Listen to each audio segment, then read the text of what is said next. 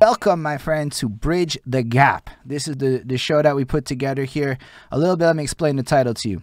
So, Bridging the Gap of Knowledge. The idea is you have a lot of knowledge and a lot of insight into a lot of things that guys like me, you know, who came into like the hip-hop culture late in life and are kind of going back and hitting up the Googles and are trying to understand, yo, it's not there. You can't find a lot of this information.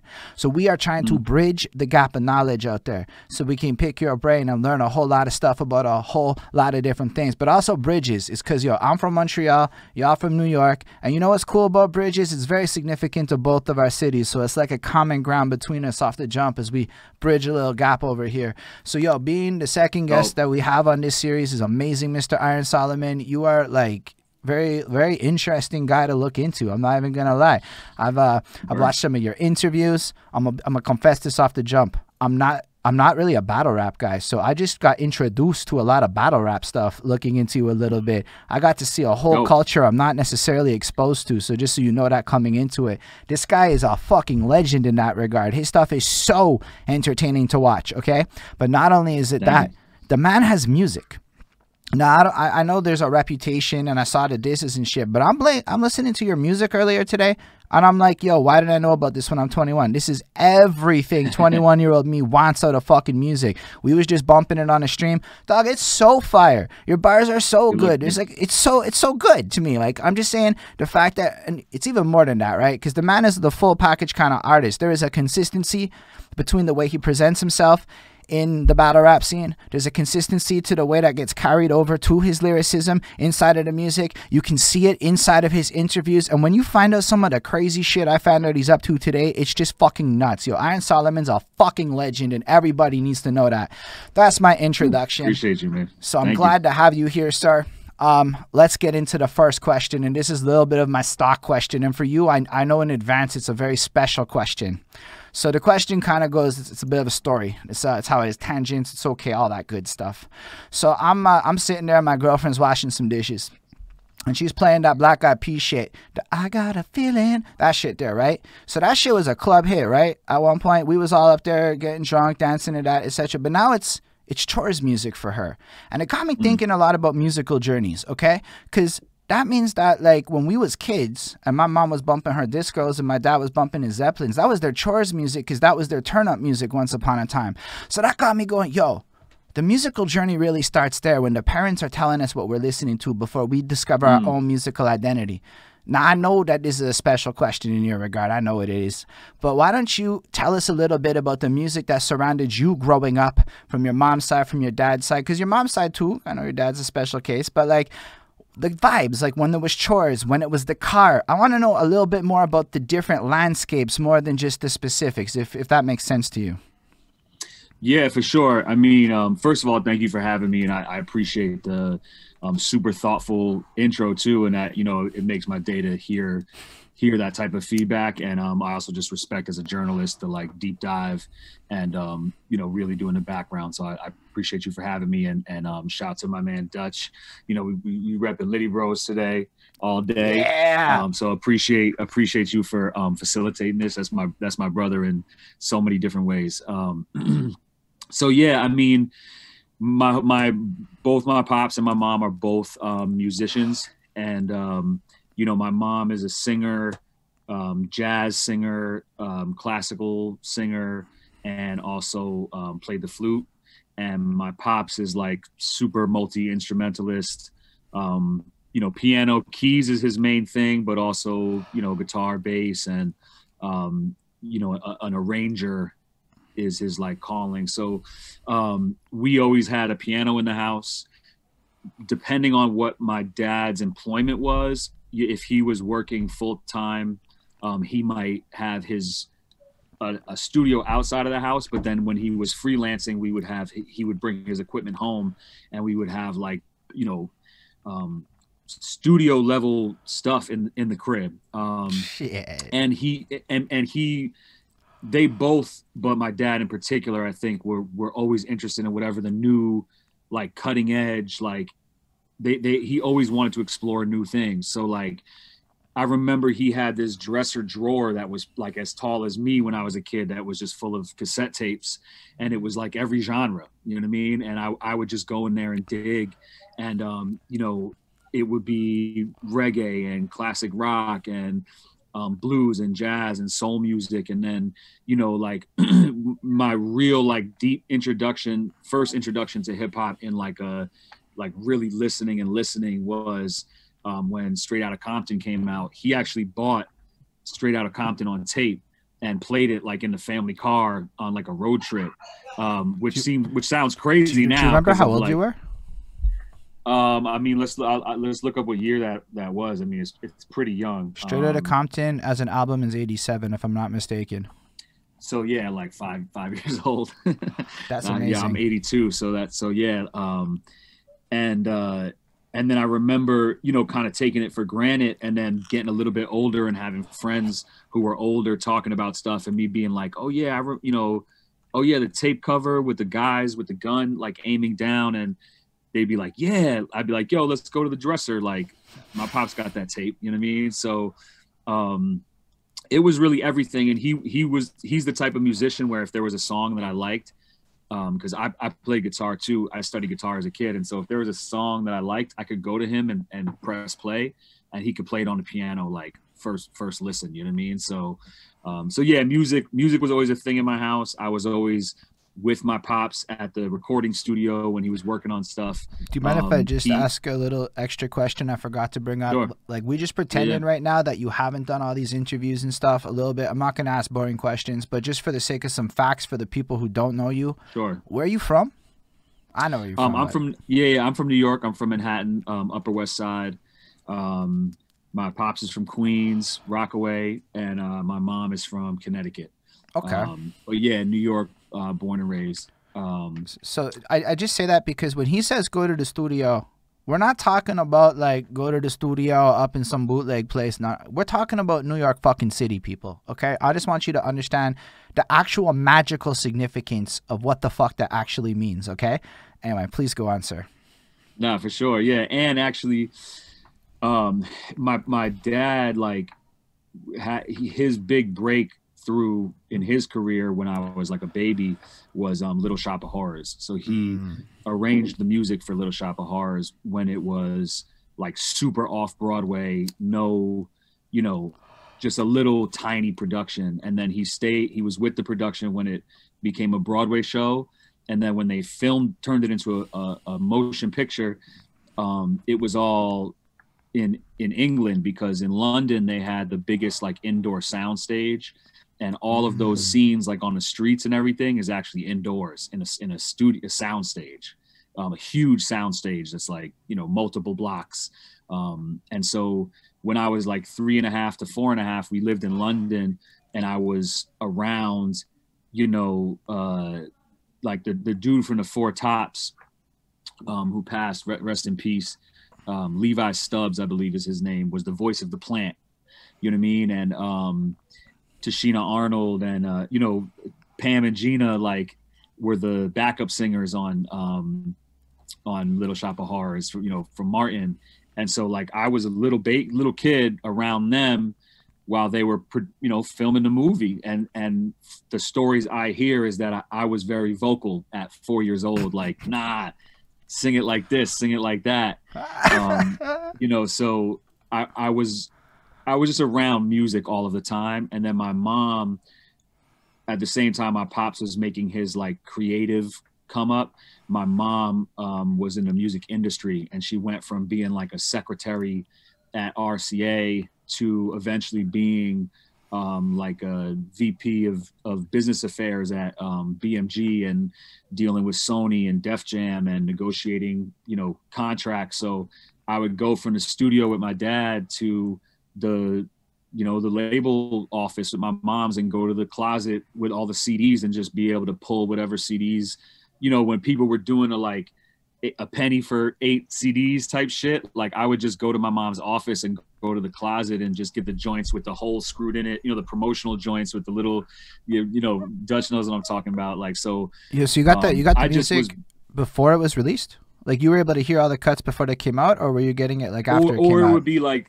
they used to have promotional joints that would be like they would either print on it like for promotional use, not for resale, or Okay, they would okay. like drill a hole in it. So you Oh, would get a right, CD right. that was the real thing when it came out, but it would be like for DJs or whatever. And so she would have a whole closet. You know, there was just like a closet on the floor, a room basically, where you could go in and be like, just take whatever was there for promotional That's use. And amazing. so yeah, as long as it was on her label when stuff was coming out, and I would have friends that would be like, "Yo," I was the link to give. I was giving people CDs and all that stuff. So for me, just music was always a big part of my life. You know what I mean? Are you okay with answering a question straight I'm, from the comments? Because we got a I question got Yeah, from y'all.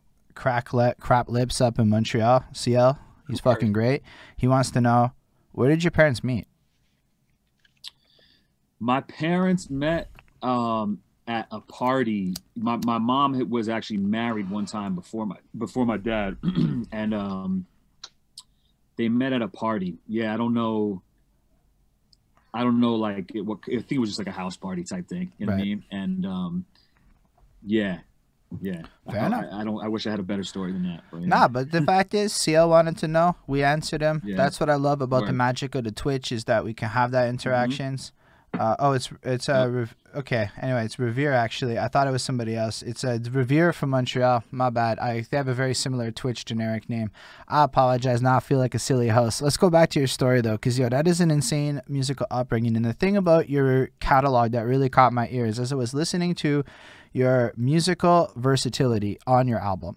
And I believe you made all the beats and stuff. If I heard that in another interview, I could be wrong. But if that's the Yep. case, I can hear the musicality and I can hear the fact that you're pulling from like a gajillion inspirations and sources across these different songs that are just like completely out there. But like when you then listen to what you had going on inside of your life, going on as a kid, it's like you had no choice. You were like in YouTube before YouTube. If you think about your world, you Right, had like right. because yo, when I talk to the young ones about their life growing up, they're like YouTube this, YouTube that, YouTube this. Like yo, since I'm young, I listen to everything. But you literally have that in an era where nobody else did. That's fucking Right. crazy. Let's move on to the next Yeah, question. that's ill. That's an ill way to think about it. I never thought about it like that, but it's true. And then, the backdrop being New York City, it's like it's so accessible. It's like I got, my older cousin was a guitar player and he had a Les Paul guitar, so I was like, yo, and Slash had a Les Paul guitar, and like I wanted to be, before I wanted to be Jay-Z, I wanted to be Slash. You know what I mean? And so I had a Les Paul guitar, and then it's like, oh, Les Paul plays every Tuesday night at Fat Tuesdays. Like, and my parents were just like, I couldn't like go sleep at the homie's crib on Tuesday night and like go party, but they were like, we'll take you to the jazz club and you could go see Les Paul. You know what I mean? So, and then it's like when you get into hip hop, it's like, oh, like that's what all this paint on this train means. Like, so really it's the combination of the household and the support that my parents had for like culture. They were like, if there's anything cultural we wanted to get involved in, me and my brother, it was like they were going to facilitate that. And then having, New York as the backyard, and especially like in the 80s and 90s, it was such a patchwork of cultures. And it's not like today where you'll have like miles and miles of like safe, clean neighborhoods. It's like, where I lived around a corner, when I was a little kid, and then it was all halfway houses, and so it's prostitutes and dope dealers in the street, and then we moved around a corner and it's a doorman building. You know what I mean? And walk from West End to Broadway, and there's this the crackhead prostitutes giving a hand job to this dude, and then you get to Broadway and it is Broadway. Like you know what I'm actually saying? doing So, that? Like you gotta okay. Yeah, I might yeah, I might like stop you like that because it seems like a silly Sure. thing to question, but just to justify Sure. it. New York is like this mythical place to me. And I noticed while talking to guys like Flacco Bayo, it's that there's a lot of stuff to you that is just your life. That to me is this magical place called New York that like I know about in like an ethereal, mystical through hip hop kind of way. So you hear stuff like that, like you hear that, but you don't like, it's like you grow up in a place like Montreal and it's relatively safe. Okay. Like it's not like, I'm not saying it's the best place in the world, but it's not that at all. At least not anywhere I live. I mean, there might be places, but so like when you hear you say it quite literally, that's part of your growing up experience and shit. That's actually like, I think more people like, you know, benefit from hearing that that's a real thing that people witnessed. Because I don't know that everyone understands that some of this music that gets put out, especially golden era hip hop, isn't being hyperbolic. It's reporting on actual circumstances. Like when you go, I mean, I don't know how, we don't have to go down that path per se, but when you look at the history of New York City's political situations, like it kind of is cool to that you give testament to a lot of the weight that a lot of people are saying by, you know, giving us this part of your story. So thank you for that. Yeah, for sure. And just with the whole like bridging the gap theme, I mean, I feel like, you know, I'm super fortunate to have that upbringing because, you know, I went to private school when I was younger, and then I also went to public school. And then, you know, in New York, it's like you have friends that you're like, oh yeah, I know him from high school, but you didn't go to high school together. It's just that like, you know, you're already applying to schools or choosing different schools to go to in junior high. Whereas somewhere else, you might be like, nah, this is the local junior high, and then we all go to the same high school.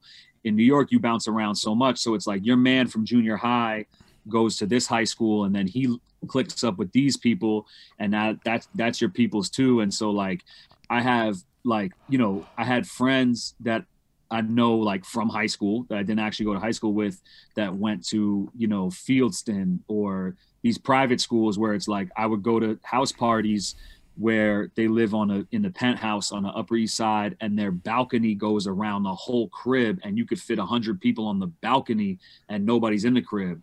But then I had friends who's, you know, raised by their grandmother, and their mom was on drugs, and their pops wasn't really in the picture. And so I think that having that experience and seeing all those different walks of life, it was a really important part of my upbringing, and something that I always want to communicate and bridge the gap, you know, and be able to be a voice for all sides of that equation, so that people can kind of understand each other more, you know what I mean? Because there's a lot more humanity that binds us than there are differences that divide us, you know what I mean? So that's why the, you know, bridge the gap theme is super appealing to me, because I feel like that's, you know, a big part of my upbringing, you know what I mean? I could definitely relate to that. I mean, I went to a high school that was multicultural. Like that was like its big claim to fame. There was like 280 people from like fucking 40 different countries represented in that little place. So I can kind of relate a little bit to the sentiment that you're going from. And there was a lot of socioeconomic mixes in that place, and it kind of created this strange little place that, I mean, that it just kind of lets me relate a little bit to that experience that you had. But let's move on a bit to the next part of your story, because I know there's going to be a lot of questions about parts of your career, but I think it's actually really important to walk through your story so that we can properly answer those questions related to the more, you know, hyped up parts of that. Because, yo, I want to know a little bit about the start of your musical identity. That would be the next part of your musical journey the way I'm mapping things out. So basically, my question is more around puberty is what we've mapped it, that era of life. People go from, yo, this is what my parents have, this is what's whatever, to I like this. This is what I want. And I know you touched on Slash and wanting to be a rock star a bit. So when did that moment happen for you? How old were you? And do you remember exactly what that moment was like? And kind of bring us into a little bit of that part of your life. Yeah, I mean, so I went to private school like through 6th grade. So that's like up to the age 12. And in private school, it was like, you know, Red Hot Chili Peppers were super big. We listened to, but also like, you know, Nice and Smooth and Eric B and Rakim, and then like I said, NWA and you know, Stone Temple Pilots, and then, you know, Bob Marley, and you know, all the kind of like old like 60s and 70s stuff was really popular, like in the back then. It was like almost like a revival, you know what I mean? And then I went to public school. Actually, I went to public school starting in 6th grade, so I was 11. Okay. And that era is when like Wu-Tang and Biggie and the Fugees, you know what I'm saying, and Beastie Boys, and like for me, I think really like the Fugees and Wu-Tang, the sound, like I was always into like weird shit. Like I like the music that sounds, I like pop music in terms of like Nirvana is poppy, like it's catchy, and it's Absolutely. song Super repetitive song too. structures, right, but it's mad weird and edgy. And so I was always into the weird, like edgy shit. And like Wu-Tang was so dark, and it was this world that they were painting, but then they were pulling in from, you know, this patchwork of influences. And for me, like you said, like because I grew up in a YouTube like environment, it all felt like it came together. And it's like hip hop is collage art. You know what I mean? That's like the pardon me. I'm gonna have to ask for you to elaborate on what you mean. Yeah, so like that's really the essence of hip hop culture is collage art. And you know, me later in life studying studying African religion and studying the history of hip hop and the African diaspora and the Black experience in America. Like I understand now that collage art is a pretty distinctly like African aesthetic.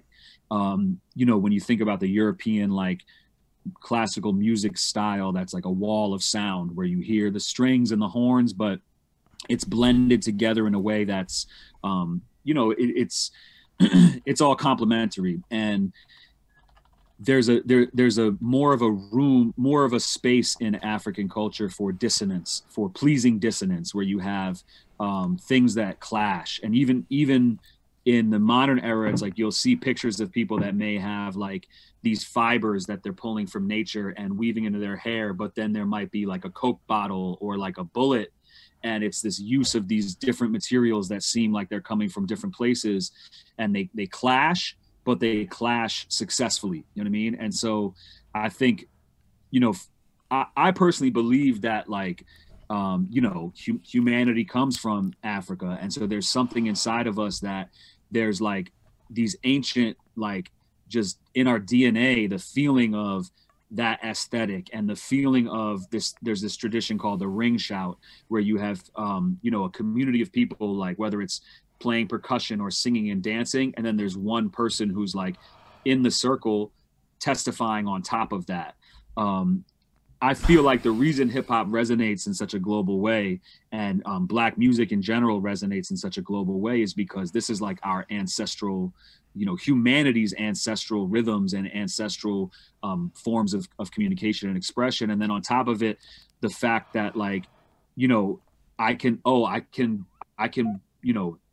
take something from Slash and I can mix it with the James Brown that I like, and then I can rap words on top of that, and then I can use this little Bob Marley vocal snippet, and like everything that I think is the dopest shit from all of the different realms of life that I'm influenced by, like has a place in hip hop.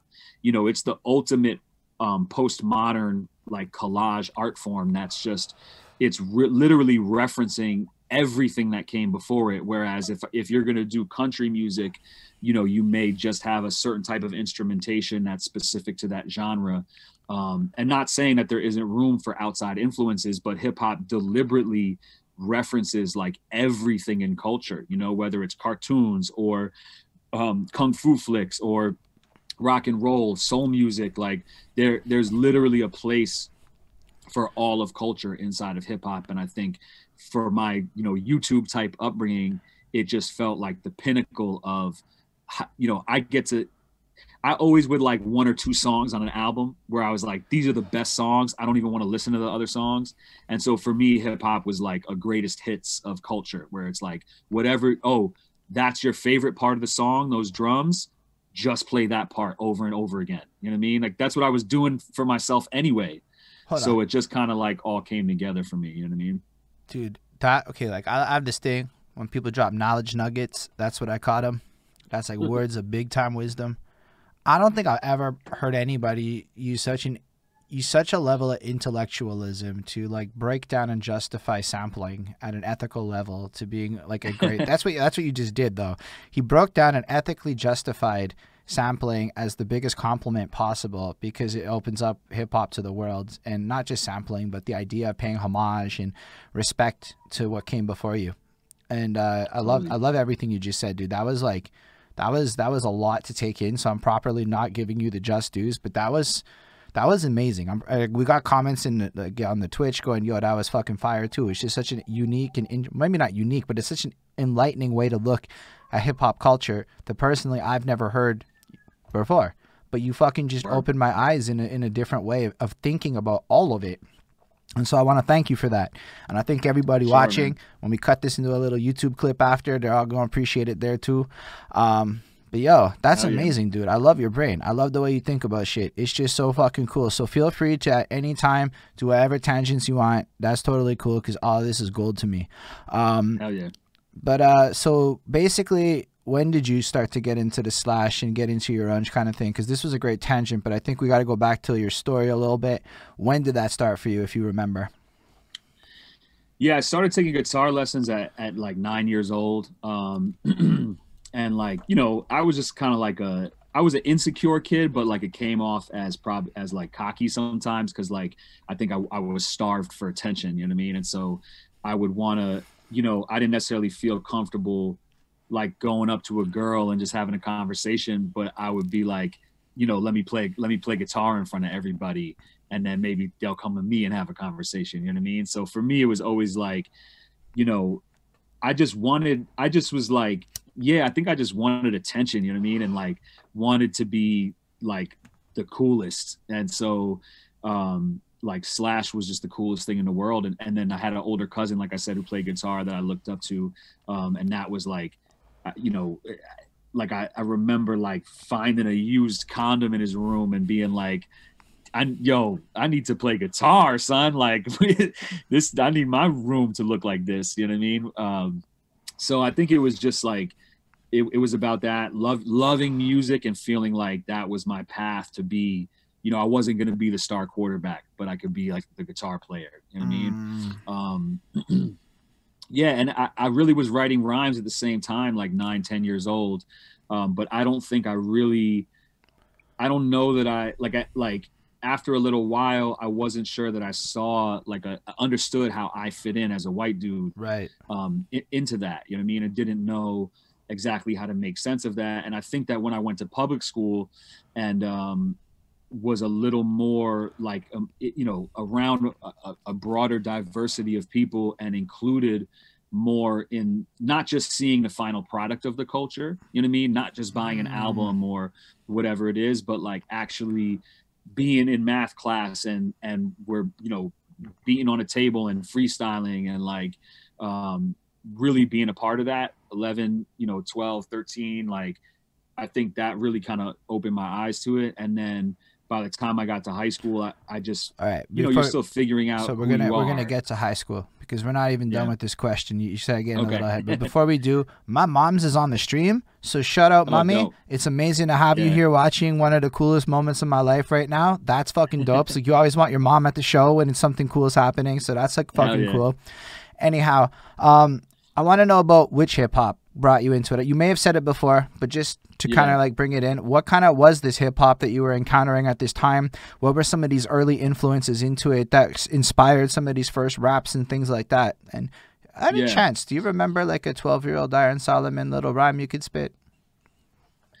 There's a 9-year-old one that was like, I had these two friends whose names were Ben, and they were like, you know, they were mad cool and popular and shit. And like, I remember being like, yo, we got to have a rap group. And this is like private school. And it was like me, Ben, and Ben, each sitting in a chair with our pad and our pencil and our slick back hair. That's all I remember. But I had I had like a whole joint written out. And like, I was the one who was like, I think they were popular enough that they were like, they didn't have the motivation. But I was like, nah, we got to make this happen, B. You know what I mean? So like, I had the vision and was like, you know, I'm not gonna be the third wheel. Like we're gonna make this pop. You know what I mean? Yeah. I think and it for me it really was like Fugees, The Score, right. Wu-Tang, Biggie. You know, it was just those soundscapes. Even just like going, I went to school on like 70th Street, and there used to be a Tower Records on 72nd, and we were allowed to leave school for lunch. And so we would like take the train to the arcade, or we would go to Tower Records, and we used to go in there and switch the price tags. Like you go to the sale bin and take a price tag off the sale bin joint and like put it on the regular joint. So whatever like I couldn't get from my mom's that wasn't like on the labels that she was a part of, we would go in there and like either steal them or switch the labels and shit like that. And I just remember going into the hip hop section and seeing like the poster of Method Man with the stocking cap over his face with the hole cut in his eye and the gold teeth, and just being like, yo, like, this is like scary. Like, this is the illest, like weirdest, like edgiest shit like that. Like, this is bugged out, and wanting to just like be a part of that. You know what I mean? And I also had a friend at the time, Miles, who was really into political and like social justice stuff. So I actually started this thing. Hold on, can I just stop? Yeah. So yeah, we can just put it on wax. Social justice wasn't invented this decade. It's been around for a minute. Right. Okay, thank you. Yeah, totally. Nah, like I definitely like, you know, for me, I was always into just like right and wrong was like a big thing for me. Like what's fair. Like I was always into fairness, you know, like kids are like, that's not fair. And I was definitely one of those kids that was like, needed things to be fair. And I always just felt like I saw, you know, and my parents are like, obviously we're pretty progressive, and my pops was like a really extreme hippie when he like during the hippie era, he really just like abandoned society. And so I always was raised with these kind of principles, and always wanted to fight for the little person, you know what I'm saying? Fight for the person who is disenfranchised. And so we started this organization called Act Your Rage, and it was like act your age, but also like act. Hold on. You know, and how old are you when you're doing this? Probably like 14.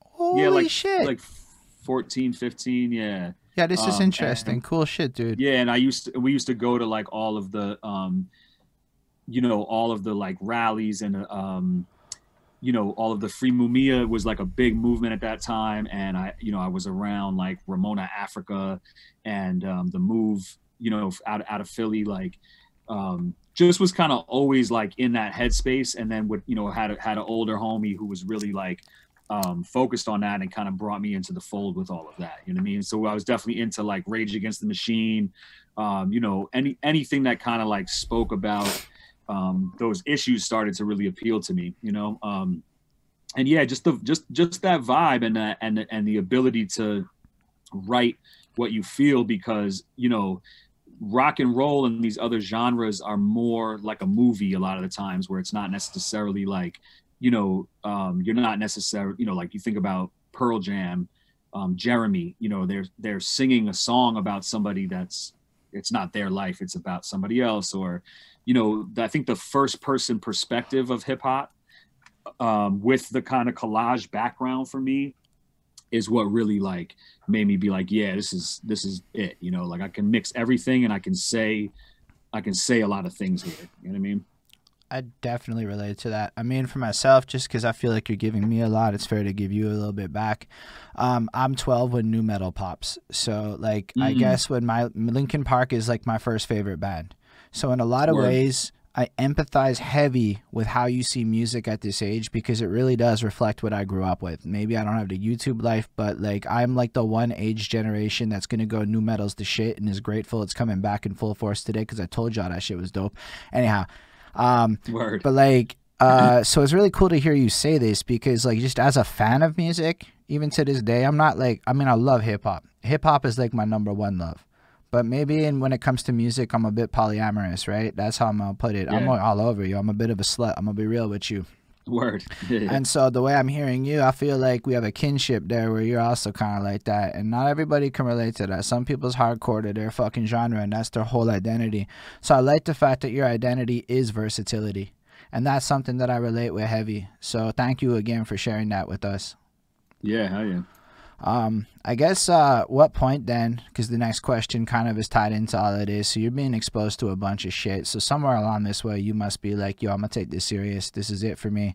When is the moment where you're like, I'm gonna be a rapper? Also, feel free to shout out what high school you went to, just for the hell of it, because I don't see it on I went to Stuyvesant. Yeah, I went to the junior high school I went to was called Center School. It was like a magnet school, and a bunch of people like Claire Danes went there, which she was like a year or two older than us.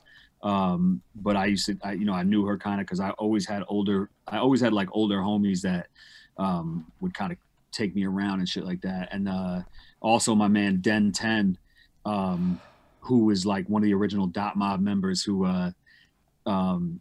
Dutch. I don't know if you've seen Mook and Lux on Drink Champs, but they told a story about Den 10 like battling DMX. Yeah. So Den 10 was like my man in junior high school, which is like mad weird. It's like such a small world. Yeah. He was the one who I used to like freestyle and rap with in class. So yeah, I went to the center school, and then for high school I went to Stuyvesant, which is like a geek, like a math and science high school. Yo, that's interesting. Yeah, diverse, but pretty limited. You know what I mean? Like, I definitely didn't like it there really. You know what I mean? I like my peoples that I have from there, but like I don't really like the administration or what the school was about. But it's a public school, but you got to like test. You got to test your way in, and I was always good at standardized tests, and so my parents were kind of like, yo, they see it differently. Like they don't remember this, but I remember them being like, yo, if you get into Stuyvesant, which is supposed to be like the #1 high school, like you kind of got to go. So like I was supposed to try out for LaGuardia, which is like, the movie Fame is like based on that. It's like like performing arts and music and visual arts. And I had auditions set up for music, and I had an audition set up for visual arts, and I had a portfolio of like drawings and stuff that I was doing. But I don't think I even showed up to the auditions because I had gotten into Stuyvesant, and my parents were kind of like, yo, like that on your resume is going to be ill. So, yo, I'm gonna jump in here real quick. Yeah. That is huge, bro. Like those two names for high schools, like here in New York City, Holden, that's like the top of the cream of the crop, Yo, like I have mentioned in the comments that I didn't get into art and design. Like I had applied and I had tested and everything. I didn't get in, you know what I mean? And that's like that was like a hurtful, like it hurt my heart, you know what I mean? Like what? But yo, I couldn't make it in. Like hell yeah. Those two schools are even higher than art and design. And art and design is, if for us outer borough kids, Manhattan is the goal for a high school, and those schools are all like the cream of the crop. It's crazy.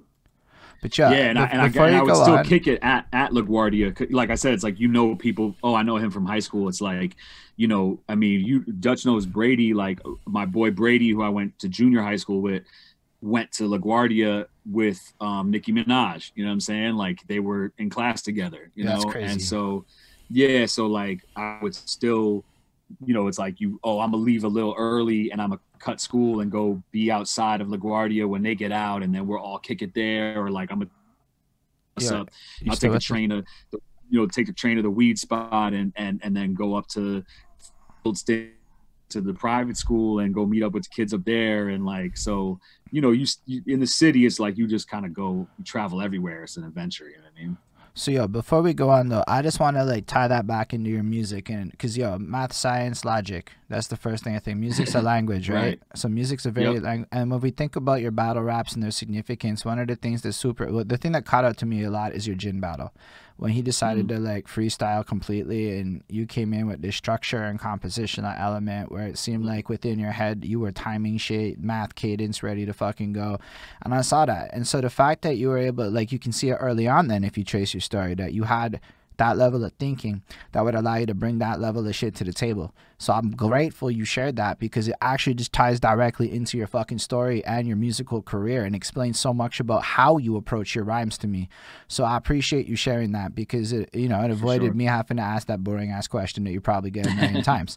So anyhow, so you were basically in this place where you're exposed to a bunch of shit. I guess when do you start doing it for reals? When does it become like a thing you do? I mean, my pops, I think, like maybe lost his job or decided to go back to being freelance or something when I was in high school, and so he brought all of his equipment home from where he was at. And so all of a sudden, like we're freestyling and beatboxing and like you know, Rozelle is like one of my idols at the time. And I'm like writing graffiti and, you know, trying to break dance and like just engage in everything. And then all of a sudden now there's like a home studio in the crib. You know what I mean? So that's when I was like, had my pops show me how to use, like, at the time it was Performer. I think it was even before Digital Performer. And, you know, so I was like sequencing with MIDI on the computer and a keyboard and have the dial up patches on the rack units, and then recording vocals to like an ADAT, you know what I mean? So that's probably like 16, maybe 17, maybe a little younger, that I started like making beats, you know what I mean? And trying to, and actually trying to put songs together. All right, we got to so yeah, like throughout high school.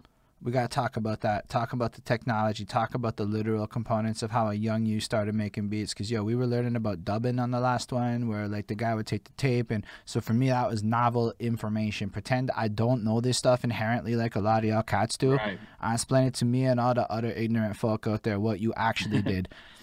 Yeah, so Digital Performer, I think, I don't even know if it's Digital Performer was the name yet. But basically, that's like the way I was using it was as a sequencer. So what a sequencer is, which is it uses MIDI, which stands with MIDI, which stands for musical instrument digital interface. And if you think about like, you ever see like a piano roll where you like wind it up and it's got the little bumps on it, and it spins and like triggers the notes. MIDI is basically like a digital version of that, where what you're not recording audio sounds, you're recording information about, it's like digital information of like, I pressed the C note at this time, this hard, and I held it for this long, and then I let it go at this time. And so once you have the kind of like digital information in there, then that is being sent through a MIDI cable to, like, at that time, to a rack unit, which is like, you see the racks of the you know, equipment with the blinking lights. It's like you would have a rack unit that might have just bass sounds, because, you know, at that time the memory storage is not like it is today, where you can have, your cell phone could have all the production equipment you need. You have to have like a bass sound rack. So now I can like let the bass line play with the piano roll, basically, and then I can cycle through the different bass sounds and like pick out the right bass sound. But then if you shut that down and want to bring it back up another day, you have to now like write down which bass sound you used and all this stuff, because what you have in the computer is just that piano roll information, and you don't have the actual sounds. You have to actually go back to the rack unit and pick out the snare again and pick out the kick. So just to, like, you can't just turn your equipment back on and be like, let me go back to that beat I was working on. You got to take like a half hour to dial it all back up to get to when you stopped the last time you were at, you know what I mean? So yeah, that's the kind of, but even then that was like super blessing to have access to that shit, because, you know, I'm a kid and I have this, like, it was still state of the art, like cutting edge technology, you know what I mean? So that was the foundation for kind of my understanding of the studio, or my comfort with engaging in like digital production, you know what I mean?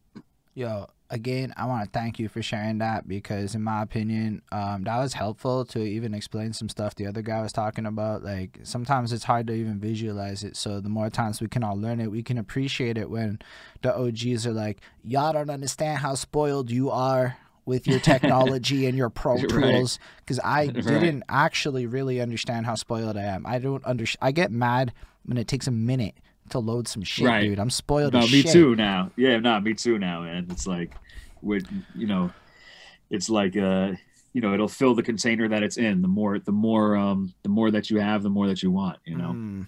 But yo, that's really cool. So at what point then, I guess, you have access to all this stuff? And I'm going to keep saying at what point, because I'm just kind of high at this moment. But what like point do you really start like moving towards, I don't know, is the music songwriting appealing first? At what point does like battle rap become a thing? You're a young guy at this point. You finish high school at some point. You have access to gear. I don't know if there's anything I'm missing in that era that you want to touch on before moving over there. But yeah, that's up to you, what you want to share still. Yeah, I mean, era. You know, yeah, like toward the end of the 90s, like I was in high school from like 96 to 2000. So, you know, we're battling like outside of school on the street, like going to house parties and like trying to find whoever rhymes and just fuck them up. And then going to like Wetlands was this like legendary venue in New York that's not around anymore. Wetlands, Tramps, Knitting Factory, New Eurekan, like these were the places that would have open mics or have battles. And I was just like, you know, back then it's like the internet isn't how you know, it's just kind of emerging, and it wasn't really how it is now. You'd have to go get the Village Voice, which was like a free paper, and go to the back of the Village Voice, and it would be like, you know, who's performing at SOBs, who's performing at Wetlands, like, and you know, is there, oh, what night is a battle going on or an open mic, and just like trying to figure that out, and then, you know, convince the homies to roll. And yeah, just going to those events, going to Fat Beats, being outside of Fat Beats in the stairwell, you know, seeing who's there. And Fat Beats was a legendary record store. Now I think it's like still a label and a distribution, but they used to have a physical location downtown by in the Village. And like, it was just a hub. It was a hub of culture, a hub of like underground music. You know, we were all staying up late to listen to Stretch and Bobbito and recording the shows, and you know, just trying to find, like, it was like a chase. You know, like again, it's like,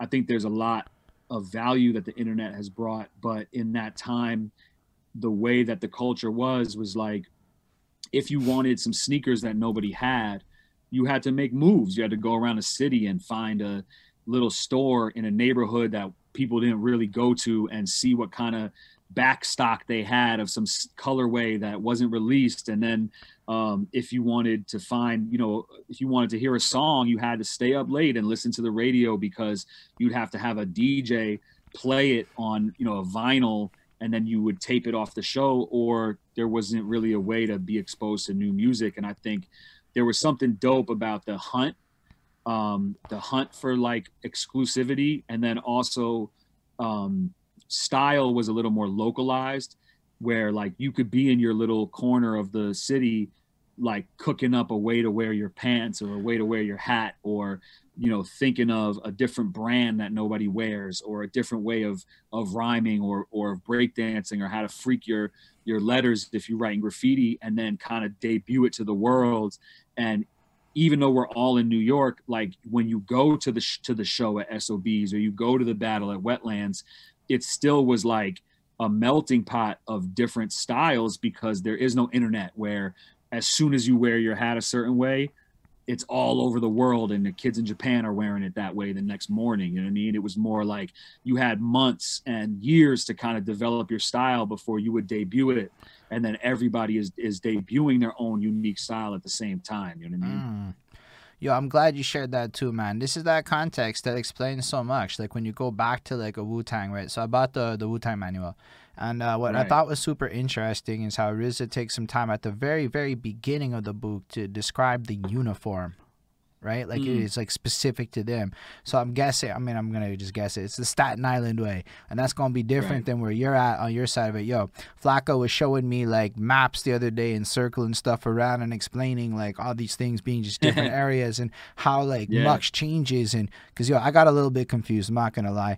I was watching one of your battles and it was like Harlem, New York, and then New York, New York. And I'm like, yo, why did it say New York, New York? What the fuck does that even mean? I thought that's all New York. So he explained it to me and that it's where you're from, the east side. That's how y'all do it. But it was just west, yeah. Sorry, you know, I don't even do it. I'm trying, man. I'm trying to keep up with my New York geography. It was never my strongest suit. Okay, I'm good with math and numbers. You give me geography, and I get a little bit confused. It is what it is. One day I'm gonna come down to New York and I'll map it out. But yo, we'll take it was cool. It was cool just to like, you know, learn about all of this stuff. And I realized that to a lot of people that aren't from New York, these stories, this kind of context, like, look, it's really useful stuff. Like, it helps us translate, like, almost like in a sense a Rosetta Stone way of like understanding hip hop culture at its roots. Because at the end of the day, New York City is Mecca, and everything else is an extension from that. That's just the facts of the history, right? So you're basically battling because it's part of the culture. It's basically around you. But when does it become like a thing? Because I don't really know how it starts for you. I mean, I saw stories, but I was more interested in your other views than say the battle rap history stuff. I was still learning about it. Sure. I've watched a couple. Like I watched that Shirt and Tie one. So Yep. I did watch the Mook one. So when he brought up the Shirt and Tie and Shirtless guy, I'd actually seen both of those. I saw someone with Jins. I saw one with Disaster. So like I seen that, Yep. but I know that spanned the whole bunch. I listened to your music a bunch, so I don't really know at all. Unfortunately, your Wikipedia page, it seems like somebody was doing some dirtiness on there. So I'm hoping that people can use this interview after to go update that, cite this as a source, and correct that shit. That's what we're doing right here. Right. Yeah. So I'm not good at like I'm not always good with the self-promotion or the like, so I've never had like a hand in my own Wikipedia page, and so whatever it is is what it is. But yeah, so I mean, I went to college. I went to college in Ohio, a school called Oberlin. That's like a real like progressive liberal arts, like, you know, music and art college. I actually went for one semester and was just like, it's a tiny school in the middle of nowhere in Ohio, and going from like living in New York to that was just tough for me. Like, you know, where I lived, it's like, as soon as you get away from my building, like there's millions of people around you, but nobody knows who you are.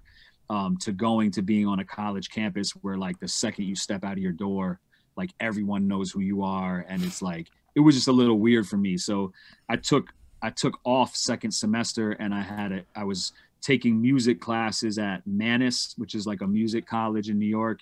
And then I was interning at a studio called Planet Sound, where like the Beatnuts recorded, and Half a Mill was recording.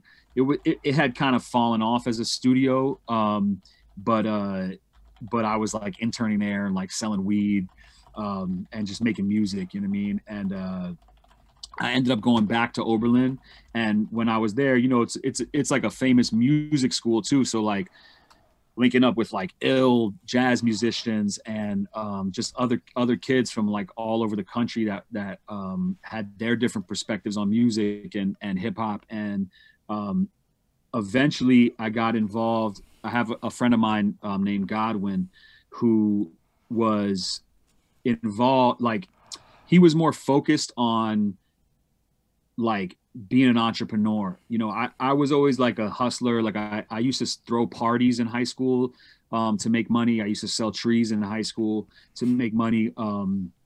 But it was always kind of like outside of the traditional path. And my boy Godwin was more of a like, yo, there's ways to work within the system. And so he like basically enlisted me and was like, yo, you know, there's this, one of the reasons I had gone to the school is because when I went to visit in 1999, they were having a hip hop conference with like Kweli and Common and Dead Prez. And I saw all these posters up for the weekend after I was there. And I was, you still with us? There's posters in the library for Common and Dead Prez. Like, I got to be like, what? Like my high school there would never be nothing like that. Like no school would like sanction this type of music. You know what I mean? And so I wanted to be a part of the school. But basically the student group that through that event had like gone dormant. And my boy Godwin was like, yo, I want to revive the charter for this student group. And I want to have you involved because I know that you're a hustler, you're doing your thing in that way. So you know how to like move and network with people. And I know that you rap. And he was like, I want to throw a battle. So I got into organizing events. Like I said, I had thrown parties in high school where we like, we booked this club called Fantasia that I don't think exists anymore. That used to be like by the South Street Seaport, and like told them that it was going to be college kids and people would be drinking. And it was like all high school kids with fake IDs and shit like that. But I really got into like, you know, writing grant proposals to get funding from the school to bring artists out. And they used to have this, like a book that they send to every college with like the list of artists and their booking fee. And so my boy Godwin is the one who really pulled me into the organization, and we revived it, and we threw a battle. And then the next year I became the president of the organization, and the hip hop conference that I had been excited about in '99 was supposed to be like every other year.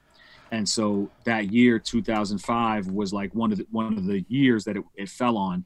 And so we, me and my people there, my man Isaiah, Chris Ikpo, we like put a squad together and started raising money. You know what I mean? We used to throw parties at the Masonic Temple, like in town. We used to rent out the Masonic Temple and throw like super degenerate parties. We used to drive to Indiana and buy Everclear and like just mix up this jungle juice and like raise cash that way. We had, raffles. We would go to every single student group and raise money from the student groups and be like, yo, it was a week-long event where we had panel discussions. We had workshops with like the Boys and Girls Club, because Oberlin College is in like one of the poorest counties in America, in Ohio. And so we wanted to reach out to the local community. We had a breakdancing event. We had a rap battle. We had a DJ battle. We had a conference. We had these like political panel discussions. And so it was really a big event. And we would just go to each student group and be like, yo, go to the Filipino student group and let them know like, yo, one of the DJs in the battle is Filipino. If you guys can cover the cost of his plane ticket and his hotel. Just kind of going through all the different student groups to try to put the pieces together. And we actually ended up booking Talib Kweli and Immortal Technique and Medusa from the West Coast. And we brought out EO Dub. We brought out End of the Week to like host the whole event, to perform. They hosted, the battle, hosted panel discussions. Poison Pen was out there.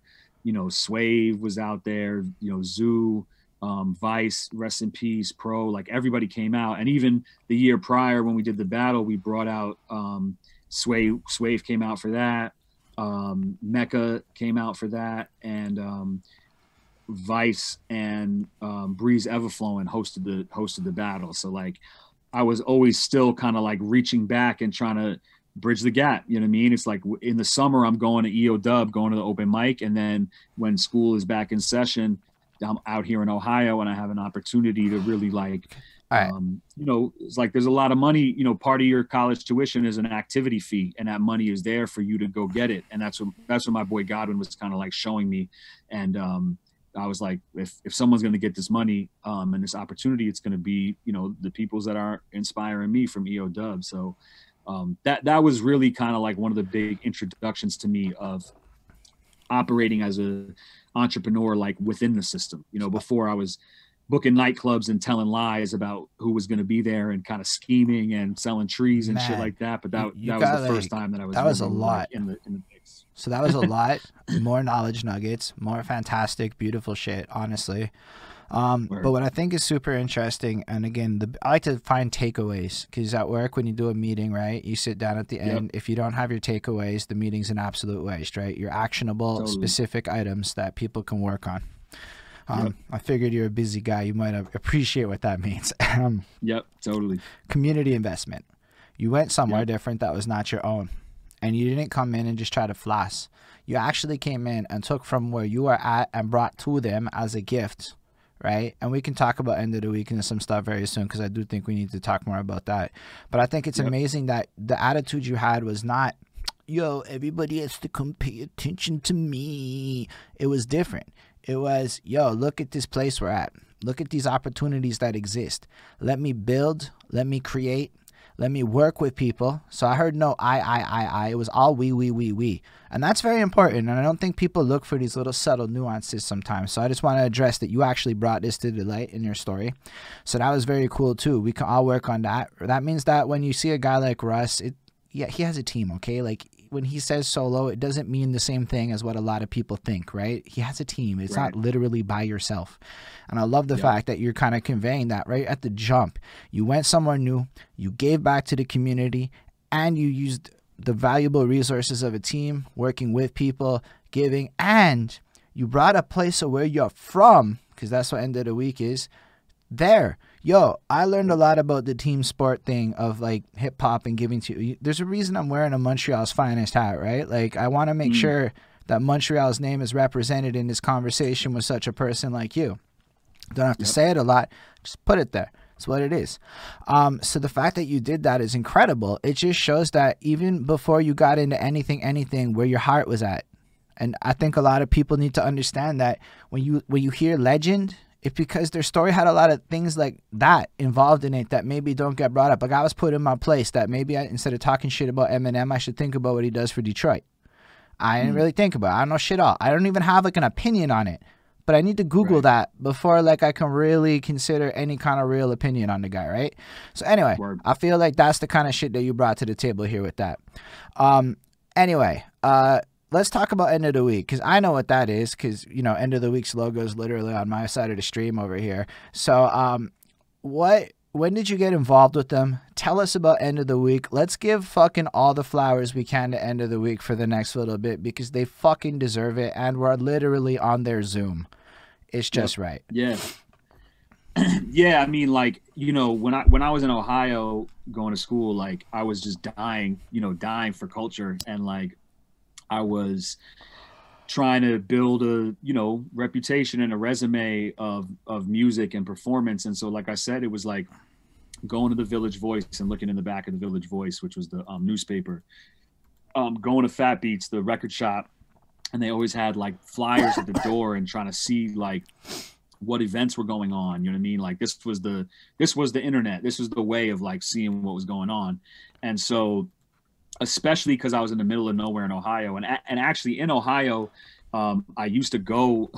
There was a battle like every Tuesday night in Cleveland that I used to go to, that was run by my man Suave Gotti, and there's a lot of dope MCs that I used to clash with out there. King Tut, this dude Superman, and this dude Osage. And then also King Dom, who used to be who was down with like copyright from Megahertz. But so I was even doing that in Ohio, like getting my boy I didn't have a driver's license, just getting my man to like drive me out on a Tuesday or a Wednesday to the open mic, like in the middle of fucking nowhere in Cleveland, just because I was just dying for that. And so, but then when I would come back to New York, to the city on breaks, or, you know, over the winter, over the summer, whatever it was, like I would hit those flyer spots hard, just like, yo, I need to go to everything while I'm here. And I just kept seeing EO Dub End of the Week open mic.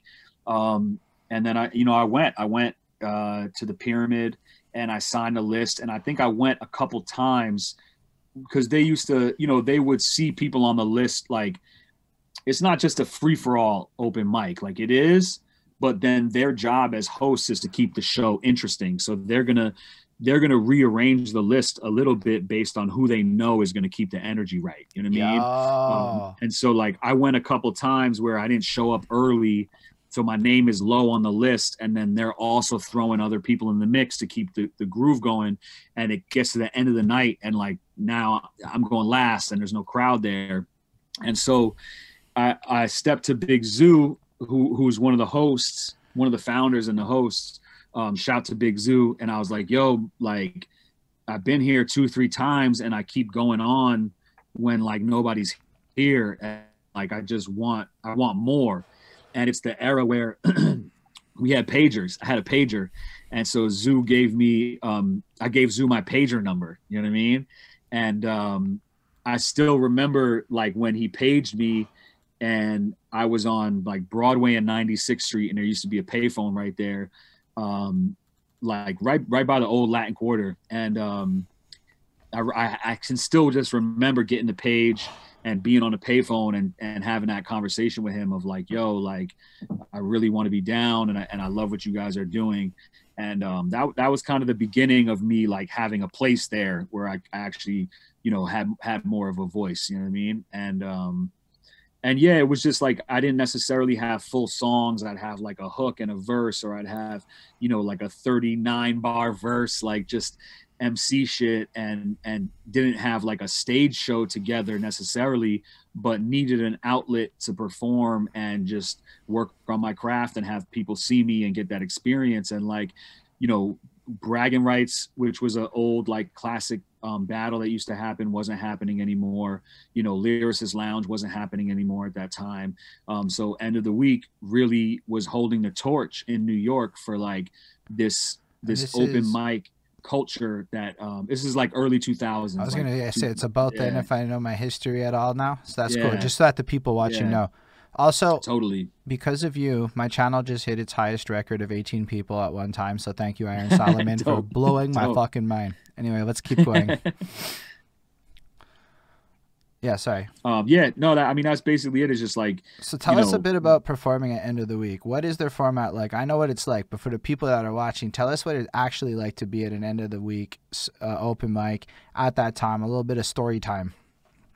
Yeah, so I mean, first of all, it's mad diverse. Like we had, you know, everybody from the super hood, like thug rap dudes to like, you know, a little weirdo white guy rapping about like traveling from the future and space cowboys and shit like that. And everybody kind of had a place. And the difference between just like a regular open mic and EO dub is like a regular open mic might be a list and they're like, all right, this person's coming to the stage next, bless you. And they're, you know, they'll come up and do their thing, and that it'll just be kind of dry, and it's like on you to keep it exciting. End of the Week, you have like instant hype men, you know what I mean? And like as soon as they hear your song once, like they know when to jump in. In fact, you do the hook the first time, by the end of that first chorus, they're saying a chorus with you. And then the next time the chorus comes around, like they know the whole thing and they're doing the ad libs, and they made, you know, added an extra part that you didn't even think of. And you might go home and re-record it with the way that they flipped it. You know what I mean? Because they're really like showmen, you know, like they're not just MCs that know how to record a song or perform their own music. They know how to host an event, and they know how to make you look good. You know what I mean? Like I've never, like anyone who's ever performed at EO Dub and has, you know, whether it was an upcoming person nobody heard of, or, you know, an artist that came through that was super hot at the time, or if it was somebody who was like a old school legend that wasn't really buzzing, but they were getting love at EO Dub, like they'll all walk away being like, yo, like that was the illest show I've done, because you guys, the hosts, you know, Pro and Vice and Zoo, just like the way that they would hold people down and lift people up is amazing. You know what I mean? So it's like, it would be so exciting, you know, and then you step outside and people are smoking weed and rhyming and you know, like it was just like a whole scene, you know. It's like a social club and an open mic, you know what I mean? So I totally empathize with what you're saying, because in my experience with End of the Week is like, I'm in Quebec, right? So we got the chapter up here, but I don't really know much about it at the time. I know it's been coming for a whole lot. As an example, we got actually a bunch of End of the Week Quebec guys here watching this, right? Because they care a lot about your career, which is fucking cool, right? It's a big family. So with the current COVID times, they started a weekly open mic cypher on a Sunday night. Now, I've been in corporate world for such a long time that Thursday 11 p.m. start time was just terrible for me in my local city. Not going to happen. But somehow Zoom on a Sunday is a very different experience. Like, that's not the same thing at all, right? So I started participating. But as you were telling your story about how the love they give, dude, it's exactly it. To this day, to my experiences with End of the Week is exactly that. Everyone's been so incredible, okay? Like the whole thing, like y'all don't even understand. Like there's an open mic later on tonight on like this very, you know, End of the Week Zoom thing that we're on right now. I'm going to be logging back in later on. And it's going to be all love, man. Everybody gets love. If something goes wrong, it's love. It's just love all around. Did you ever participate in like the tournament thing they do with the competition side of it? Yeah, the MC Challenge. Yep, I did the MC Challenge a bunch of times. I won it a few times and was in the Challenge of Champs. I never won the Challenge of Champs, but yeah, I mean, you know, I traveled with EO Dub, went to London and Paris and Berlin, and got to perform at, you know, the Rocksteady anniversary, which I grew up going to the Rocksteady anniversary and being in the crowd as a fan. So like, you know, I learned a lot about a lot of different components of being an artist, being a performer, being an event producer. And then I brought what I learned in college from my boy Godwin and throwing the hip hop conference. And I brought it there, and I was helping out on the back end of things, like writing sponsorship proposals and helping getting funding and kind of bringing the entrepreneur side of it there as well. You know what I mean? So it was definitely a good outlet, and even working as an engineer in a recording studio, because for a lot of years they had the recording studio, the Dojo in Dumbo before what is Challenge of Champs? Just because there's a bit of chat going on asking what that is. Yeah, so the MC Challenge is the competition that they have, which is instead of battling like where you're dissing somebody and being negative, it was more like an Olympic event, like showcasing all of the different facets of what it means to be an MC. So you'll spit, just a 16-bar verse over like a hard beat. Then you'll do a acapella. Then you could do the freestyle grab bag, where you're reaching into a bag and pulling items out and rapping about them as you're pulling them out. Then you'll do beat juggling, where the DJ is like switching the beat up and changing the speed, and they're seeing if you could really stick to the rhythm and stay in different pockets. And then is the cipher skills, where you'll be paired up with another person from the competition and maybe one of the hosts, and you'll just trade off 4 bars to show that you know how to play off someone else's energy. So instead of just you going head to head with somebody, it's like showcasing the diversity of your skills and how well-rounded you are as an MC. And then they're judges, and they vote, and they rank you at the end. And so when you win the MC Challenge, then at the end of the year or quarterly, depending on how they're doing it, is the Challenge of Champions. So it'll be an MC Challenge that includes only winners of previous MC challenges, and those would usually be not on the regular Sunday night at the Pyramid, but they would be at like a larger venue, like a Knitting Factory in New York. And yeah, I got to be a part of those as well. I never won the Challenge of Champions. One of the ones I was in, I think Pumpkinhead won. Rest in peace to PH. So I think it was me and PH and Blind Fury. I forget who else was in it, but yeah, a lot of just people I grew up like following on the underground in the 90s, kind of becoming my peers, or me having an opportunity to work alongside them through EOW, which was just ill to me. You know what I mean? Like I always have been a fan of, I remember even as a kid, putting Jay-Z next to Company Flow on a mixtape and being like, feeling like, yo, I'm the only one doing this. Like that, like all the people I fucked with were either like mad underground heads, or were into like more hood rap or commercial rap. And I felt like I was the one who was like, yo, like Company Flow and Jay-Z was my shit, and I just always wanted to be different. Like I remember, and this is kind of a tangent, but I remember when I think it was the Roots, like Things Fall Apart came out.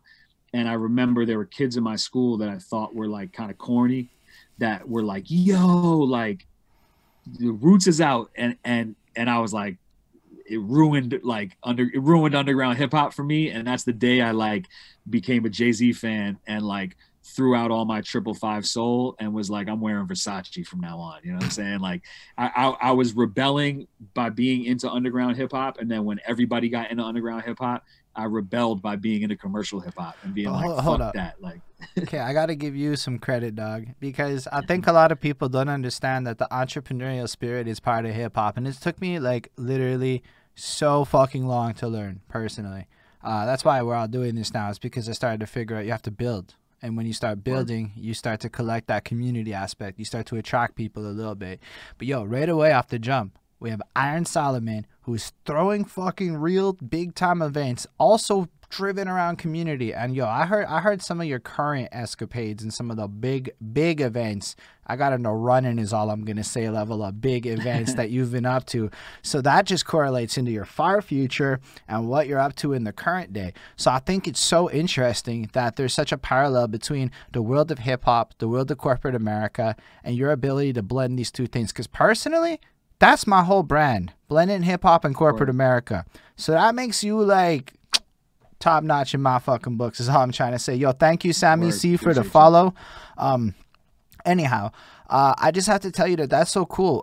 When did you, like, I guess because of your parents and the exposure to all of that, you just kind of absorbed a lot of this business stuff. So let's just pause for a second and give some people some actionable. Say you're a young MC in an area, like maybe the ecosystem doesn't exist. What would be a little bit of your advice on how a person could throw a low-key hip-hop event and have it be a successful thing that people will actually want to come to, if you're okay with sharing that little tidbit with the world?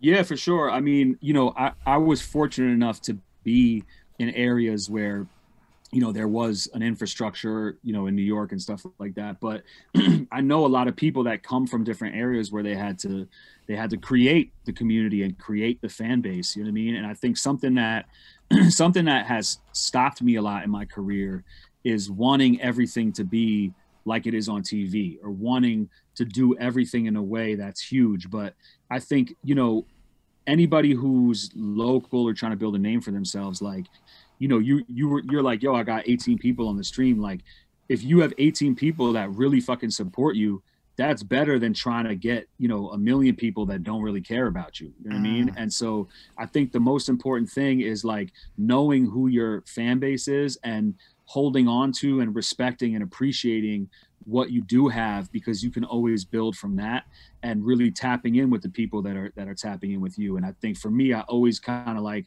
I wanted a big name manager, I wanted a big name lawyer, I wanted these things that, like, you know, made me miss opportunities, because now I'm with people that aren't prioritizing me.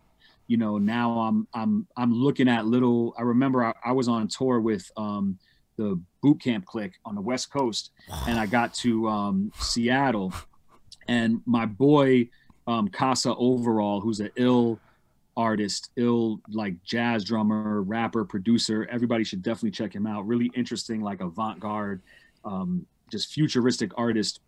And he grew up with Macklemore, and this was like right when Macklemore was starting to super bubble. And I remember reaching out to Macklemore in Seattle and being like, yo, come to the boot camp show, I'm opening up. And like, I kicked it with him at the show, and the next stop was some like small town in like an hour from Seattle. And I was having so much fun in Seattle that I was like, fuck it, we're not going to the small town. We're just going to kick it here. Like, I feel like maybe I could go to the studio here. I could go to the, you know, the dope clothing stores, and like, and he was like, yo, like, don't sleep on that market. Like, you might think that's a small town, but it's an important part of the circuit, and people are going to show you love there. And like, at the time, I wasn't really ready for that gem, because I wasn't ready to kind of humble myself in that way. But like, really, if you're trying to go anywhere, you have to first be present where you are. You know what I mean? It's like, if you want to, you know, if you're in a swimming competition, like, you can't get that jump start if your feet aren't like firmly anchored against that wall to push you where you can actually cross the pond. You know what I mean? So I think the thing is to just like be where you're at, and like tap in where you're at, and find the people who are like you, who want to support you and are into what you're doing, and be yourself, and don't be ashamed or shy about how little or how many followers you have, or who you are, because I think, you know, there's something for everybody. I mean, at this stage, like, the world is a big place and a small place, because we're all connected by the internet. We're all connected by this kind of like weird, you know, shared experience of modern life that we're going through. And so I think, you know, just do what you can, and let that be enough. You know what I mean? And aim high, but always appreciate the small. Everything is a success. Like, a home run is a home run, but 4 base hits is the same thing. You know what I mean? And don't be afraid of those base hits, you know? Yo, I think that's mad knowledge nuggets right there. Because, yo, market research, right? Rule number 1, understand your stuff. Like, I'm not even playing. Like, I can't even go down certain angles and try to front like whatever. It just doesn't work, right?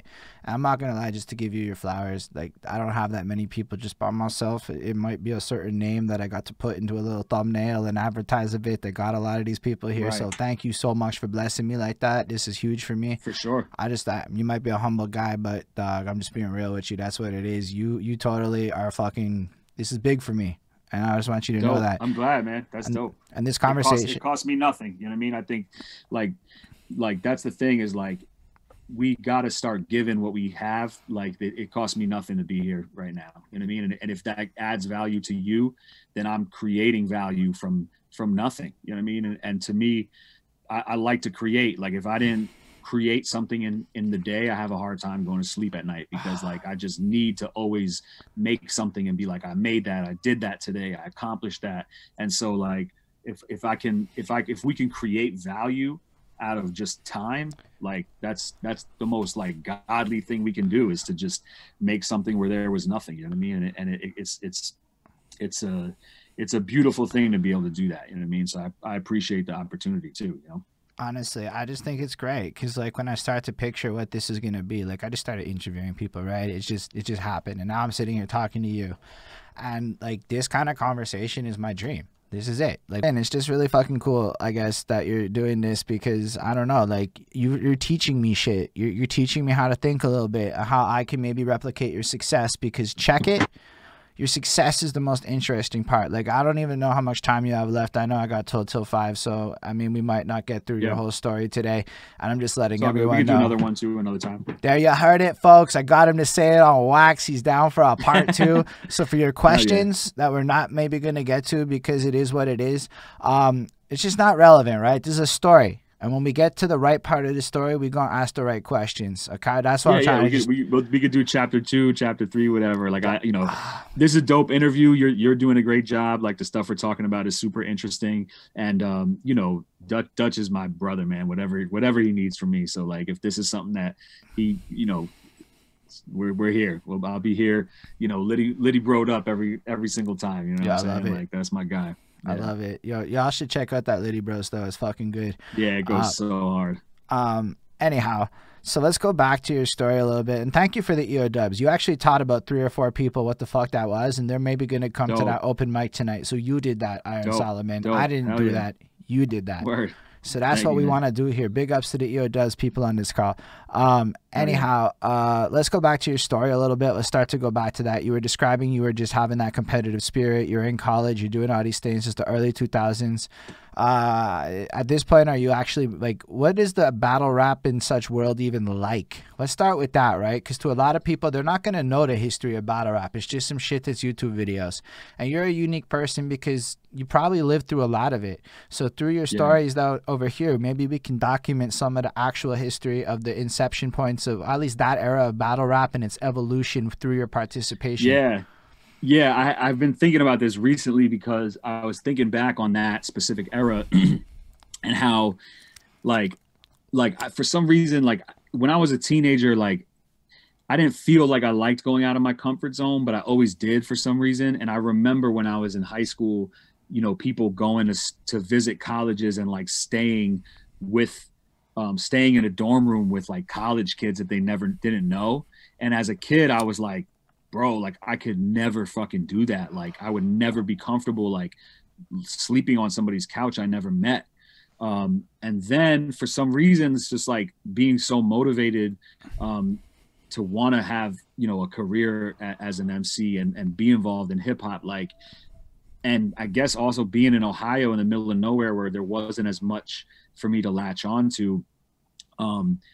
As the internet became more of like a viable thing, there was, what was it, mcbattles.com, I think, Dutch, I don't know if you remember that. I think it was Tone Deaf's website, and it was like you could watch battles on there that he uploaded, but it would take mad long to load the battle. The quality would be like super shitty. This is before YouTube. But I would still like go online and try to get newspapers and figure out where's the local battle. And I would go into Cleveland and battle. And I won the battle of the year there and was on the cover of the like music section in the Cleveland scene, which was ill. And then to speak to what you said about always, the community, it's like I'm this kid, white kid, especially from New York, and I win the battle of the year. I called up like everybody that I knew in Cleveland who had been in the battle and was like, yo, like I want all of you at the cover shoot. Like I want all of us on the cover. You know what I mean? And so I still have to post that. I'll post that clipping and maybe I'll send it to you too. But I still have the image of all of us like on the cover of the music section of the Cleveland Scene, which was like the local newspaper. But I also used to like take trips like everywhere to battle, and these were like tournament style freestyle battles where it's like they're over beats, and you have 16 MCs or 32 MCs, and you know there's a pyramid, and people get knocked out, and then you move on to the next one, and the winner of this battle battles that person until there's one person left. And so like, there was yeah, there were definitely also the kind of acapella written street battles, but I feel like it wasn't as common in terms of like you could battle for money that way. And so I literally like there's a few battles where like I would take my rent money in college and I would like book a flight somewhere and be alone. And like I went to this event called Break Lana that was in Atlanta, and at the time there would be like a breakdancing battle and an MC battle at like almost every event. So I would be, you know, sleeping on somebody's couch, like with the breakdancers sleeping on the floor, and then the battle is the next day. And then I would, you know, I was alone. Going back to what I was saying about not feeling comfortable, you know, sleeping in somebody's college dorm that I didn't know. All of a sudden I was like, fuck it. This is, you know, I got to go outside my comfort zone. And I would be sleeping on somebody's floor that I never met and going to the battle. And I remember they lost my luggage in Break Lana, so I was like unshaven and, you know, had like my airplane Tims instead of my crispy Tims on, you know what I mean? Tims and jean shorts and shit, New York shit. And then I convinced some friends of mine to, you know, stay at school during a holiday break because there was a battle in Kentucky. And I had my man like drive us to Kentucky because I didn't have a car. I didn't even have a driver's license. So me and two of my boys like drove to Kentucky, and I went to this battle in the middle of nowhere in Kentucky. And actually, for some reason, Awkwards was in that battle, and he and I battled in that. And this dude, Deuce Leader, who was like this like dude that was like at every fucking rap battle back in the day, filmed it, but he I don't know. The footage is probably in his basement somewhere. But I remember driving back and we ran out of blunts. Like we were smoking blunts the whole way, like blunt. And I was selling trees, so that the weed was endless, but the cigars weren't. And we're in Kentucky, which is like tobacco country. You know what I'm saying? And we see all these barns. And this is, again, before the internet, like before smartphones. I mean, the internet is around, but not the way it was. So we're operating off of maps, like literally books with maps, trying to like get from Cleveland, Ohio to Covington, Kentucky. And we're in these winding back roads in Kentucky, and there's these barns where they're drying tobacco leaves. You know what I'm saying? So we pull over and ran into the barn and like snatched a tobacco leaf, like a Fronto leaf, and like pulled into a state park and like rolled up in the Fronto leaf and like puffed the L like of a fresh dried tobacco in Kentucky. And then one more story from that time is like I found a battle in Rochester, New York, which is like a bunch of like 4 or 5 hours north of New York City. And I had a friend in college who was from Rochester. And I was like, yo, man, like, you know, anybody out there I could stay with? Like, I don't have bread for a hotel. Like, I'm going to take the Greyhound up there. You know, the prize is $250. Like, I need to win it or the trip isn't worth it. And he was like, yeah, my boy's little brother still lives up there. You could go link with him. So somehow I get in touch with this kid, his friend's little brother. And these are like crust punk, like dirt. You know, they're like dirty punk kids that are also into like, you know, Def Jux and all the real underground hip hop, and they're living in somebody's attic.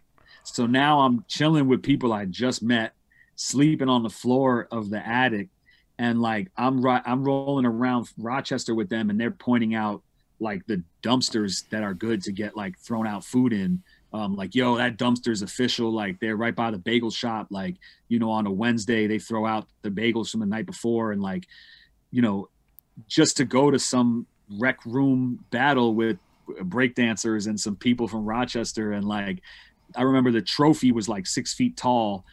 I had to take the trophy apart to fit it on a Greyhound to get home. You know what I mean? So like, that just goes to show the kind of like effort that you would have to put in just to do anything, you know what I mean? And so like that was the grind I was on, and I was doing it to get footage, to meet people, to get recognition. And then I would take that footage and record it to a VHS or a DVD and mail it to Scribble Jam to get into another battle. You know what I'm saying?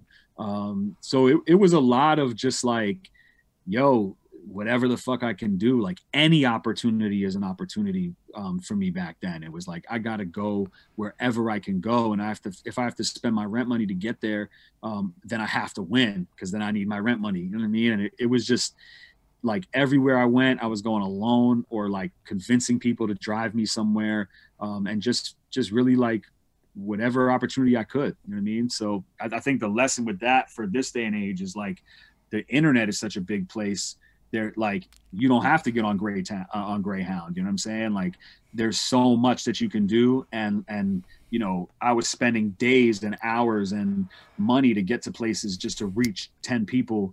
So if you can reach 10 people for free now, that's super valuable. You know what I mean?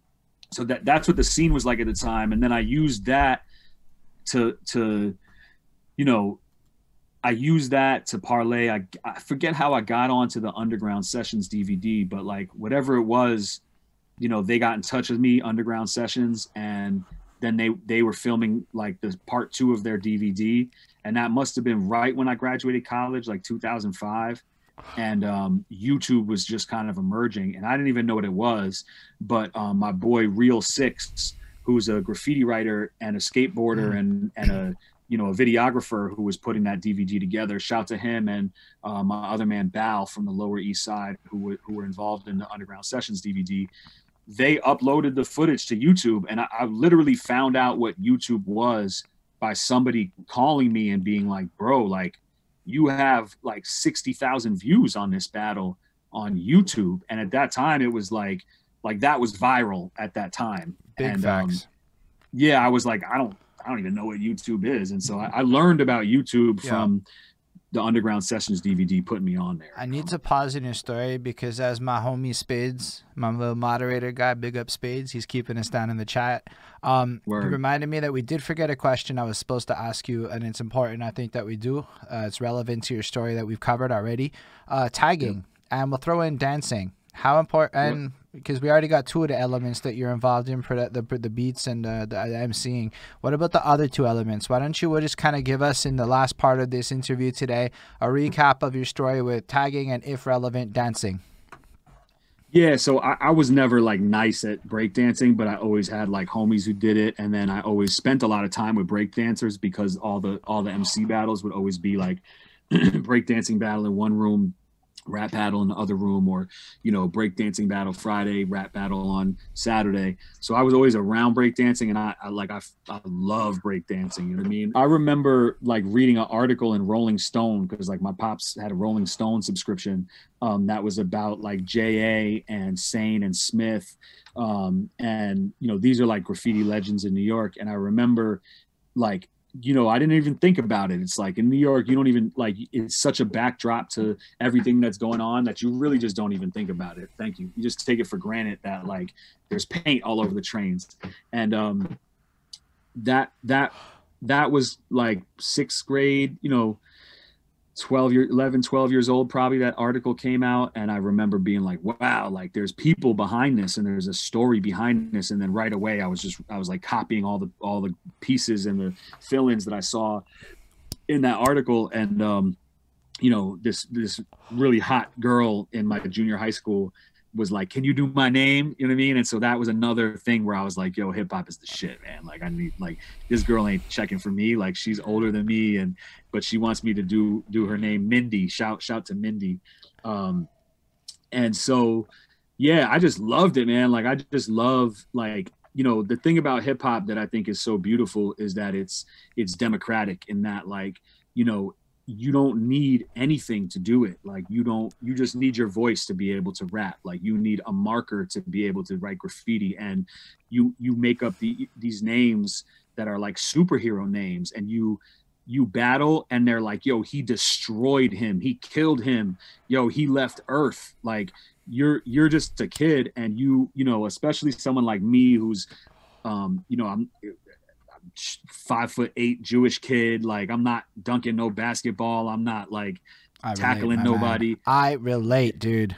Yeah, absolutely. Like, that's my path to greatness. And it's like, you know, it's also, I think as a kid, it's like you see so much fucked up shit in the world that, you know, for me, like I said, I was always about fairness and right and wrong. And you feel powerless over the fact that the world is an unjust place. And to have the power to like step into a circle of people and be superhuman is like amazing to me, you know? And so seeing like these characters on a wall, like these names, and it's literally, you're taking a word and you're just shaping the word and giving it colors in a way that has energy and motion and aggression. And like that's such a powerful fucking thing to be able to do. And then the anonymity, it's just like a total superhero scenario. And it's really like, it's the cultural key to being able to be a superhero, you know, like you can be a superhero in hip hop. And that was the illest shit to me. So I used to, you know, go to Bomb the System, which was like legendary graffiti shop, like not too far from my high school. We would just walk and catch tags all the way there, go to Bomb the System, you know, go to my man's crib, catch tags all the way there, you know, smoke some weed and then go back out. And then on the weekends, you know, have a sleepover, you know what I'm saying? And then my parents go to sleep and like sneak out at 2 a.m. and go bombing and come back at 6 a.m. and like scrub the paint off of our hands. And, you know, it was an obsession for me for sure.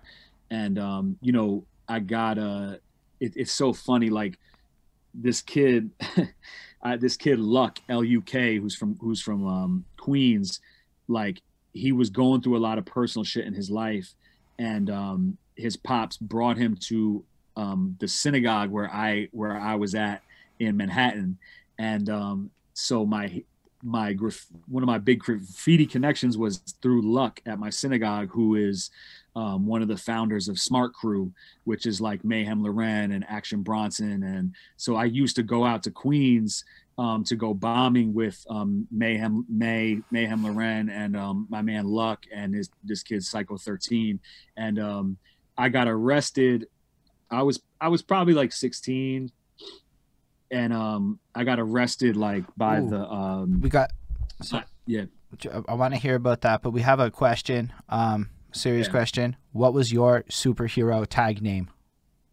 I wrote AM1, but I would write like AYEM to like spell it out phonetically. And then I would write, you know, other shit that I would just fuck around with. But yeah, I was nice. Like I was always ill with the lettering. My boy just sent me some shit that I did like in his piece book in high school. But when I got arrested, like I just I was kind of pussy with like bombing. Like I was always shook of the cops or shook of people seeing. And then when I got arrested, and like I just remember being like, you know what, like I love this shit so much, but the people who become great in this arena like don't give a fuck. And like I give a fuck. Like my parents are involved in my life. I have grandparents that I don't want to disappoint, because I remember feeling like so much like shame for like my grandparents to find out that I was like I'm the oldest cousin on one side out of like 10 cousins. And like I remember feeling like fuck, like I'm fucking up as the like big cousin. Like my grandparents are going to be disappointed. And so I have so much respect and appreciation for the culture that if I wasn't gonna like really do it, then I wasn't going to do it. So that's like getting arrested for graffiti and realizing that like you need not just the talent to be creative artistically, you need the like I don't give a fuck spirit to really be a king. Yeah, so like I was like I don't have that, so I'm gonna just focus on rap, because like I need to focus on something that I have the heart to do. You know what I'm saying? Yeah, this is a joint. I don't know if heads can see that. I can see that. Can y'all see that? We'll see it in a second on the stream. Sent me. Amazing, dog. Yeah. That's a nugget. Yeah, we can see it on the stream. Yes, dog. That's amazing. Thank you. Yeah. Yeah, yeah, I'm gonna start digging. I'm gonna dig up. I have like boxes of photos and shit, like, you know, because I did my thing a little bit, but I don't talk about it that much. Like I said, because I have so much respect for it. Like, I didn't take it to any kind of level where it's noteworthy beyond it was something that I loved. So I'm gonna be real with you. The only reason I brought it up is because your fans came on my stream. They're also, I guess, shared fans of ours. That's cool. That's a cool sentence. Yep, hell yeah. And they asked. They wanted to know. So maybe dope. this is worth talking about for those folks. Nah, I love graffiti, and one of the things that I'm working on now is with my boy CH. Charlie the Hustler on Instagram. He's Charlie_the_hustler, a legendary graffiti writer from New York. We're working on some art and merch projects. Our company is called Good Grief Limited. The Instagram is just at Good Grief Limited. And, you know, we're doing a lot of really dope, like, design work and stuff. And yeah, it's amazing. Have some stuff. I probably have some stuff that I could show that isn't out yet, but yeah, it's all will be coming soon. So I'm kind of getting back involved in the graffiti world a little bit. That's amazing. I'm glad that you shared that with us. And I thank you again for all those knowledge nuggets, man. That was some crazy shit. So that superhero thing, weirdly enough, it's not the first time I heard that theory. And the first time I heard that theory came from my boy who's obsessed with comic books and wrestling. And he found the comparison of Wu-Tang Clan, comic books, and wrestling, and how each of the Wu-Tang, it's not that different than a WWE storyline when you really break it down at that level. Totally. And it really does explain how he always, like, he put me onto the theory. We're talking like 5-6 years ago, onto the theory of how hip-hop is really just combatants of heroes and villains, right? So, like, Wu-Tang could be villains, Rakim's a hero. Right? Like, and it really is a Marvel universe. And that's one of the funnest fucking parts of digging through the crates of hip hop history is unraveling that. Just like a little quick one. That's one of the first things we're releasing, actually. I have this hat that's like a baseball team that's like the Crate Diggers. Oh, that's dope, man. Yeah, this is an early sample right here. Crate Diggers baseball hat. It's wool. And then this patch on the side says minor league champs, like MINER, minor league champs. And then instead of the World Series years, it's got the record speed 78, 45, and 33. Okay. And then the box that it comes in, my man Runback Zach from Rotten Island Records put together a crate of records, like collectible records. And then my boy Khalif Gamble, who's the son of Kenny Gamble from Gamble and Huff, is my man, who's a ill photographer, and he photographed the crate, and then we put it together. So this is actually the box. This record crate is the box that the hat's going to come in. So you see the attention to detail there? Everything had an explanation ready to go. Every fucking thing had a thing ready to go. Yo, man, thank you so much. By the way, that hat was so frito drip, bro. Good looking, bro. That good hat looking. Is nice. That look clean. Hell yeah. Thank you, man. Yeah, hell yeah. That's like some of the merch shit that I'm working on is like these concepts, bringing the MC shit and the graffiti shit like just to another realm and trying to have it be layered. You just got a big ups from the comments on that, man.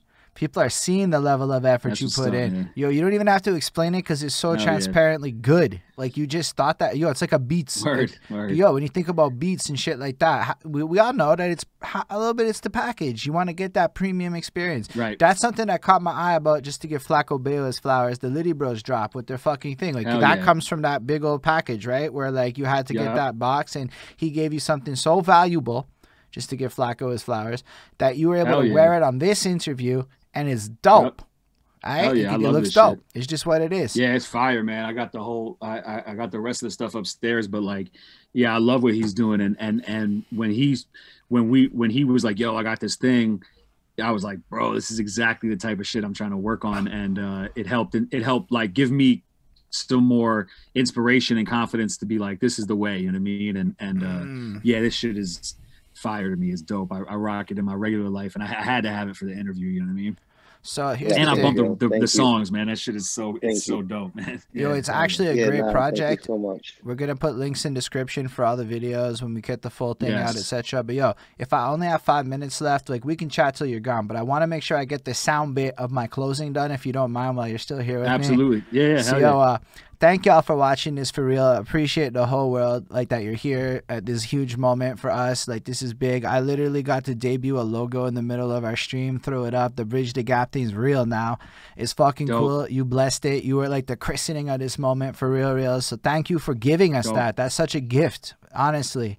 Let us know in the comments of whatever platform you're watching this on, what you think, all that good stuff. Ask questions. The man already said part 2 is a thing, so we're gonna figure that out when we can all make it happen, because again, this was fucking fun for me. I had a blast. This is like, yo, I was maybe feeling kind of sad a little bit, a little mopey, and now I feel great. My whole life feels like, damn, life is good again, you know what I'm saying? So thank you for that, because yo, I love it. The comments are lit. There are still 14 people here with us, dude. This wasn't like a drop off. This is like some people was latching onto the knowledge nuggets you shared. I can see Cool Man Logan, who's been in the chat, nodding his head in our Zoom call over there. Big fucking facts, right? So yo, thank you for that. Special thanks to the patrons: Ismail Gadamsi, Chris Powder, Jonathan Barnes, DJ Black, Hurricane, Linda Williams, and Scribble. They're dope. They support what we do. If you do like what we do, hit us up at patreon.com/BehindThatSuit. Show some love. We're going to figure out a way to do the interview tiers, but for now, we do a bunch of album reviews and shit. So, yo, if you want to go, Holden, do a review, patreon.com/BehindThatSuit is all I'm trying to say. Except for Big Zoo. He's getting one for free. That's all I'm saying. And, yo, Iron, if you ever want me to go through your shit, I couldn't find Monster, but if you want a review and you send that my way, I'll fucking, I'll do the whole thing. I'll do a little album review for you. Yeah. I actually have some physical copies here. Maybe I'll we'll go old school and I'll ship you a physical copy. Yeah, that's fresh. But yo, thank you for this whole experience. So yo, for those... should we do some quick questions from the chat before we end? Yeah, we had one that I fucking forgot that is a little quick. But yo, just hold up. Live long and prosper, everyone.